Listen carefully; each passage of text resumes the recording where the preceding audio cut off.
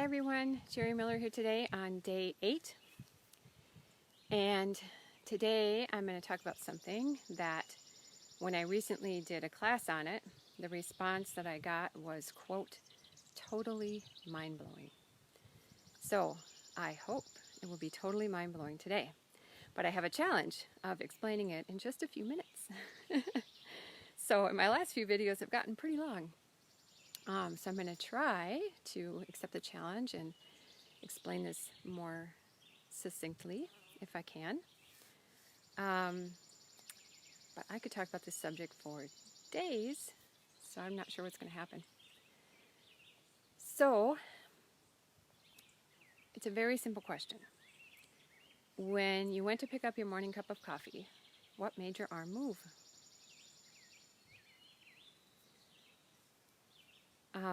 We can elaborate this out into more complex things, but we're going to start with what made your arm move when you picked up that cup of coffee. And I'm going to give you a hint. It's not intention. Very often, you'll pick up that coffee and start drinking it without even realizing that you did it. But something made your arm move. And if behavior required intention all the time, most of the things that we do just wouldn't happen because you can't think about everything all the time. And the animal world would be in a lot of trouble because, they're not so good with the intention thing. It's not how their brain works. But yet, they move, they fulfill all the actions required for life. Most animals in a natural setting are healthy and have a good life in a natural setting because it's designed that way. So what's making them move? What makes their limbs move? What makes their legs move so they can go get food?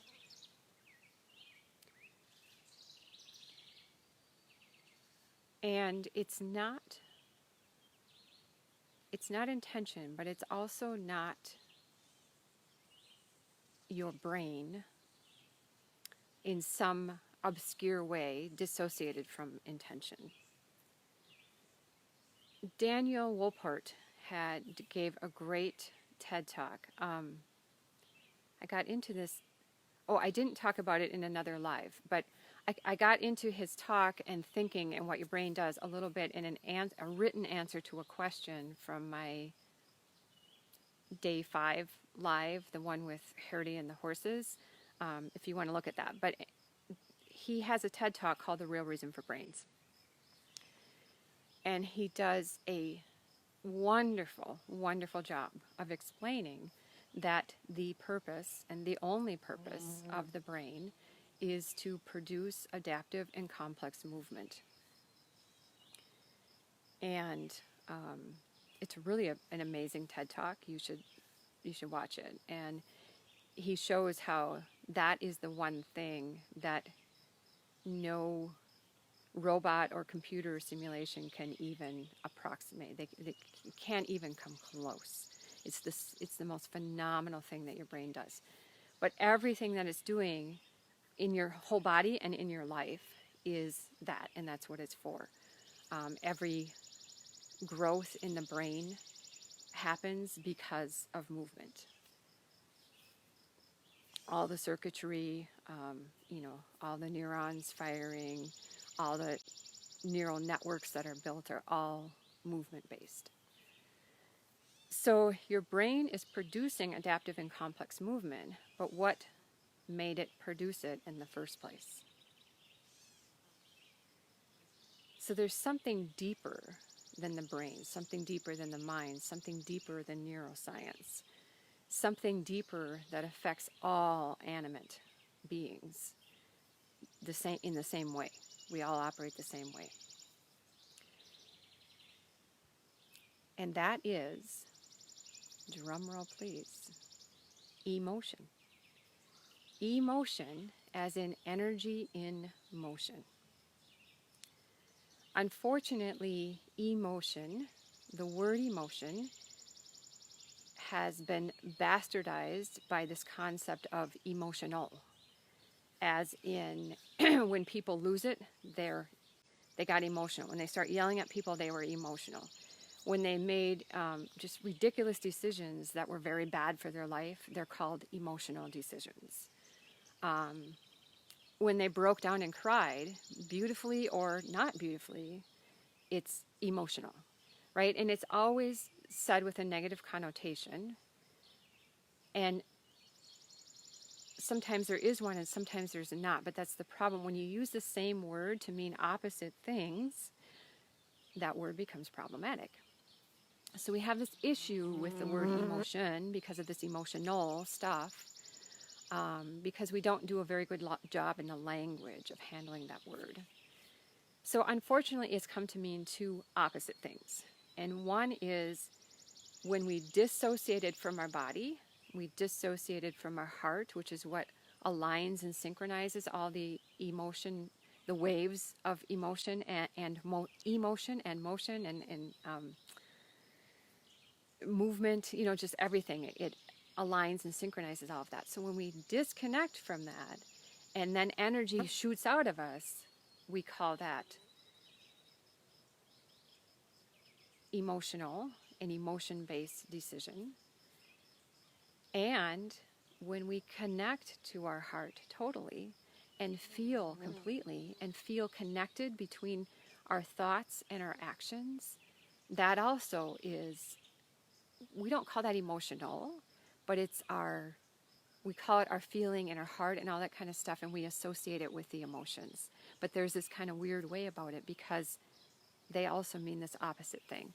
So this is really a problem. So I am not talking about the disconnect form of emotional. We need to just set that aside. I'm not talking about that. I'm talking about energy in motion. I'm talking about behavior as a function of attraction. I'm not talking about the law of attraction. I'm talking about attraction like magnetic, positive and negative, opposite things aligning, coming together, the pull, the hunger, that kind of attraction. So what causes a movement to occur in the first place is, I'm going to leave you hanging again for a moment, sorry. I'm going to go back to Daniel Wolport's talk. He does a great job of explaining how, first of all, he also calls all movement a wave, as I have been talking about in several of my lives. And he shows how what the brain is doing is finding the most effective, most efficient wave for that action to happen. And the reason that we can recognize other people's behavior, even if it's like a stick person, we recognize the behavior, or even dots on a page, he shows that.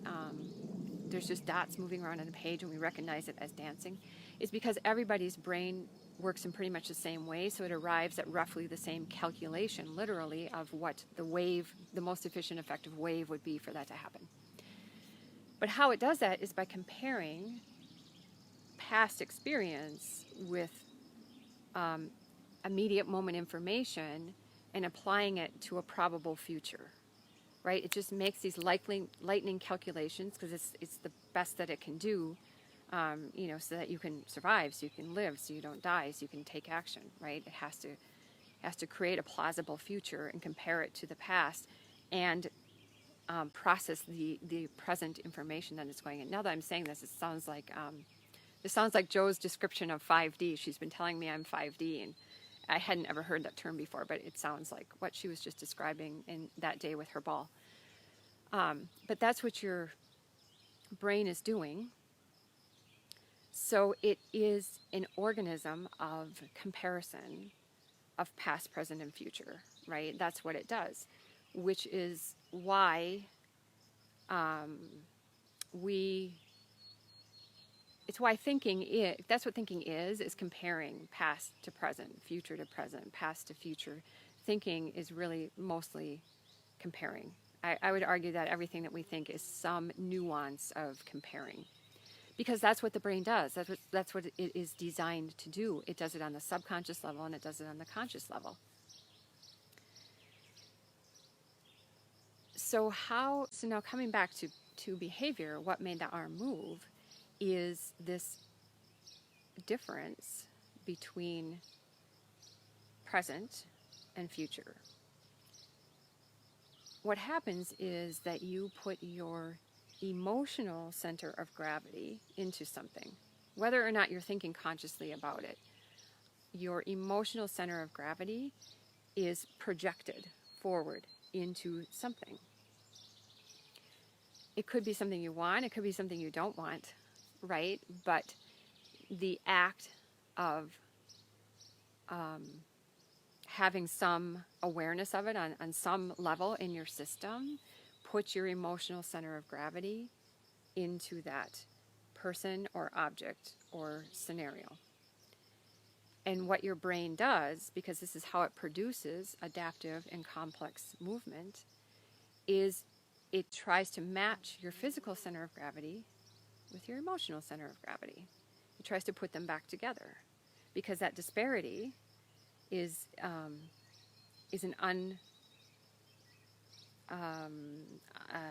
what's the right word?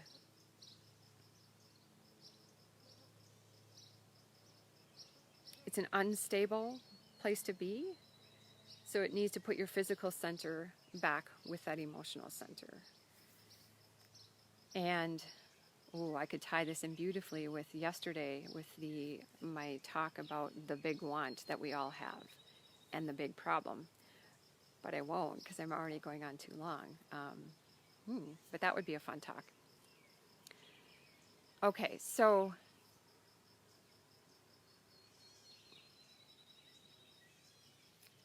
when we actually move, that is what we're doing, is we're trying to get back the connection of our physical center and our emotional center.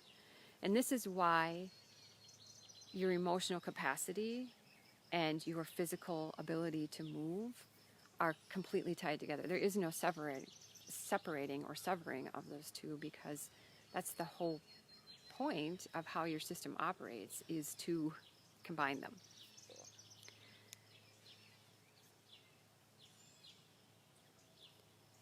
So this really puts a new, this really brings physics into, I'm wanting to address the law of attraction, but not wanting to address it. I'm not feeling prepared to address it.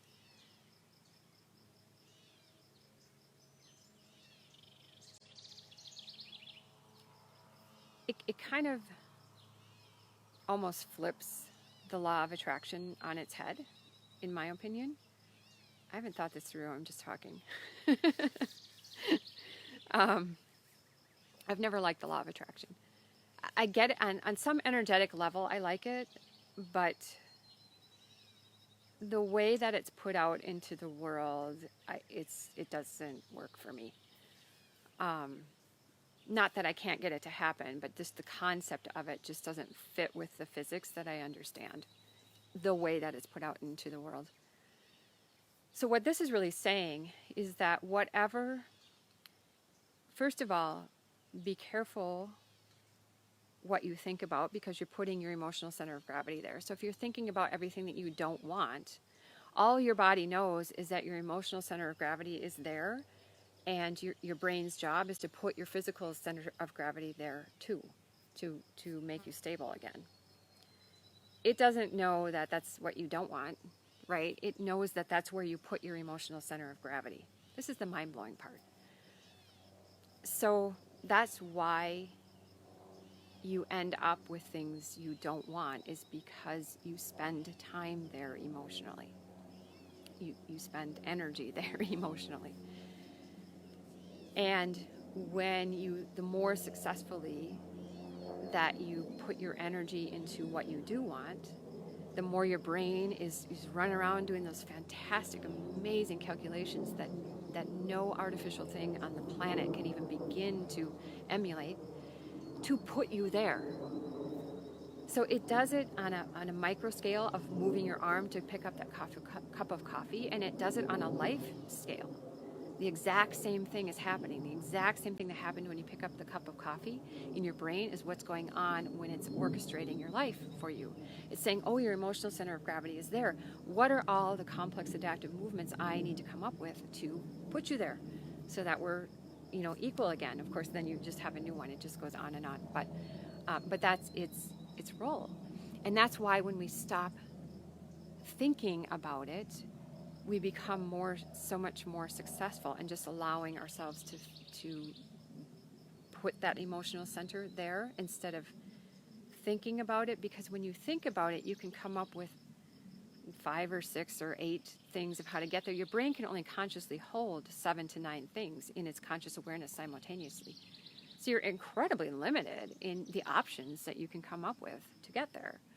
But when you stop thinking about it and just let that amazing brain of yours do what it does when you're not distracting it, it can find millions of ways to get you there. And it will.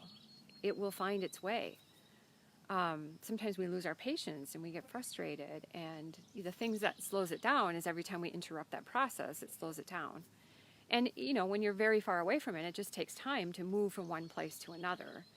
And the further away you got yourself, you're going to have to allow yourself the time to get over to the other place. It's not time travel. It's not instantaneous, generally speaking. So we can get impatient with it, but it's still happening. It's still a process that's happening. So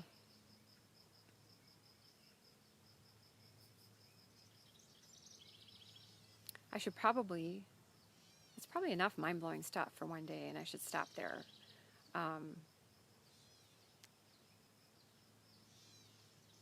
In a workshop or something, of course, we would do a lot more integrating of that knowledge, but that's not what we do on these lives. So I'm going to leave it there.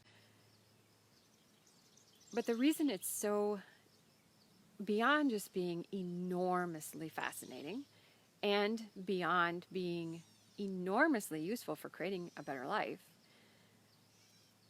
this is really, really useful for the stuff that I help people with, which is helping leaders of various types to create those incredibly beautiful, unforgettable moments of growth. And the more that you understand how this works, the more that you can be energetically connected to what your people are going through. Hi, Wanda. Wonderful son of nature. I know. I love being out here when I'm doing these lives. Anyway, the more that you are energetically connected to what those you're helping are going through, which is really powerful. But also, as I've said in other lives, there is no way to take them to their point of growth without you going through the same process in your person at the same time. So the more that you understand how to keep yourself in that process and keep yourself moving to that emotional goal of getting growth in those that you're helping, the stronger you are as a leader, the more often you can create those magical moments of growth. And the more deeply you can create them and the more reliably you can create them. So even beyond creating a dream life and beyond the fascination of this, it has that practical use in our businesses of being able to just much more reliably get much deeper, much more consistent transformation in other people by taking ourselves to that place. So I hope that you found this mind-blowing, and I hope it really helps you in all the work that you do. And if you have any questions, we can get into very, very intriguing discussions in the comments below.